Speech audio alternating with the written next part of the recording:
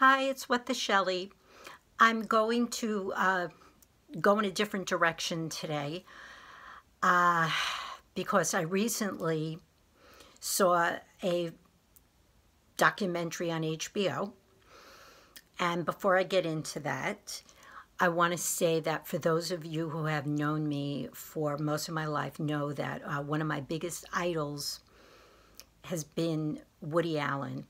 My two favorite movies of his will always be Annie Hall and Hannah and Her Sisters. And I want to just preface this by saying also, since in 1980, one of my roommates when I was living in the city was at Elaine's, and that was a place he frequented a lot. And he had his hands, he was touching an Elaine's matchbook. And when he left, she took it and bought a postcard for me.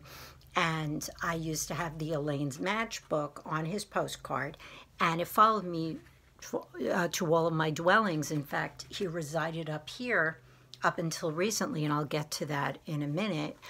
I don't know what happened to the matchbook, but anyway, I just, love those two movies. And I started hearing about allegations many years ago, and I felt that I needed more information, so on and so forth. And I will also say that in I think it was 79, maybe 80, I went with a bunch of people to see Manhattan. I think it was 79. And I loved Annie Hall so much. And then he did Manhattan. And everyone said it was a masterpiece, this and that. And I hated it. And things about it really, really bothered me. And what bothered me in there was his relationship with Marielle Hemingway. She annoyed the crap out of me. He annoyed the crap out of me.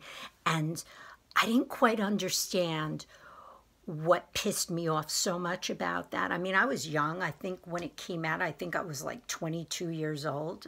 I mean, something really bothered me. And, but then I put it aside. And then a few years later, he did Hannah and Her Sisters, which I loved. I think that was like mid to later 80s. Fabulous. And, but Manhattan always bothered me.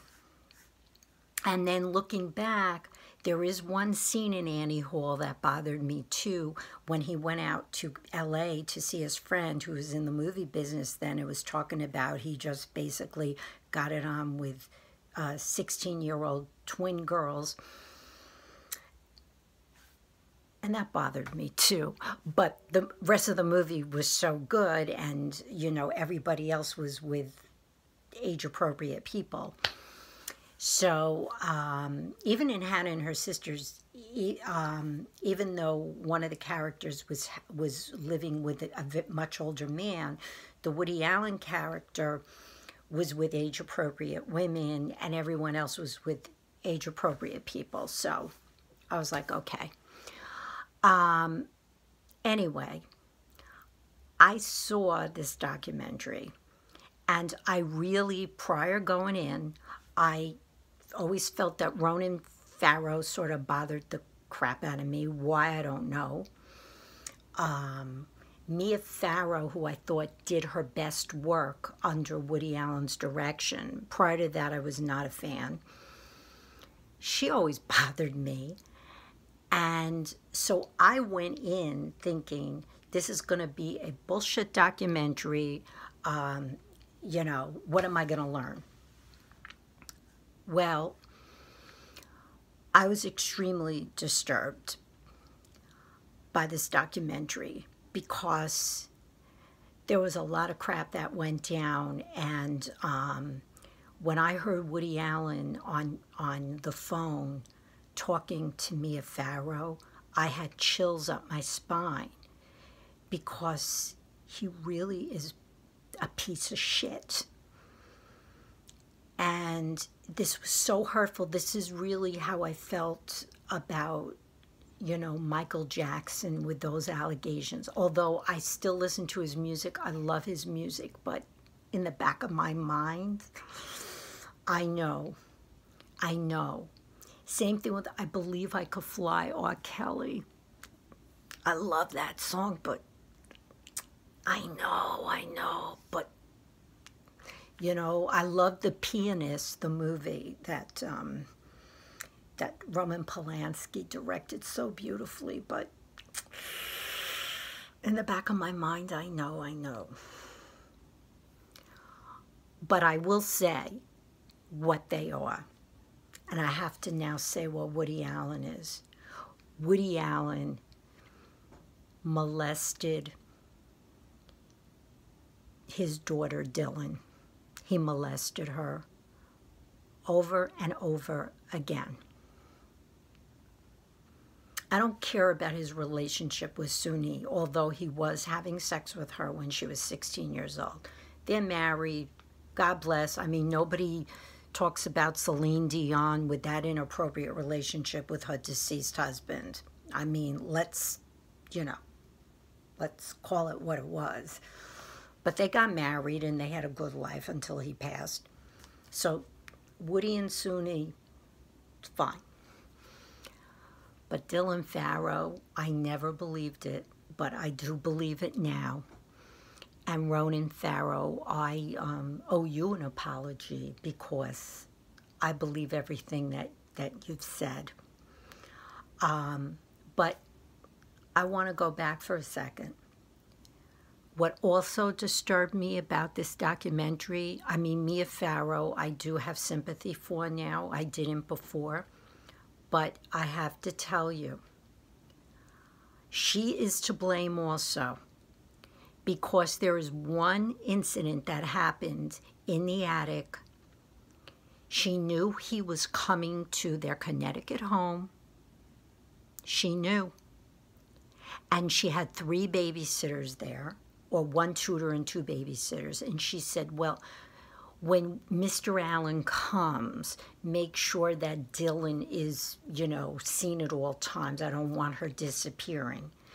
And Mia decided to go with her friend shopping. And that is when the biggest assault happened.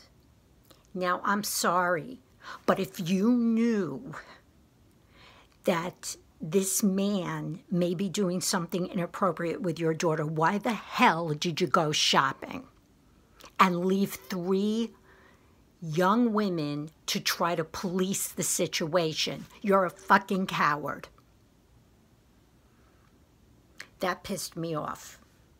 Yes, I feel sorry for you, Mia. I do. But I'm sorry. You don't do that. And the other thing that bothered me was that I know Mia, for a record, was videotaping Dylan talking somewhat about the abuse.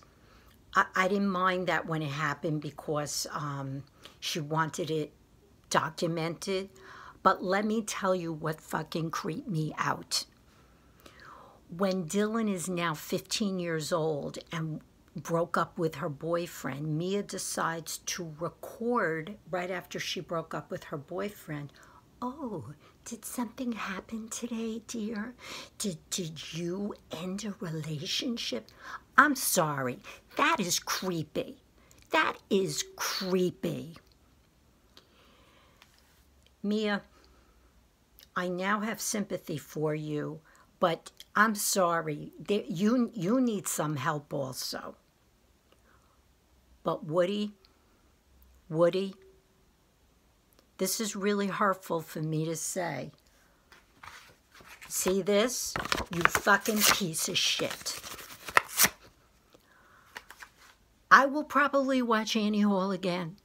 I will probably watch Hannah and Her Sisters, but you're a fucking piece of shit. This is what I think. Watch the documentary, people. You tell me what you think. Bye. See you.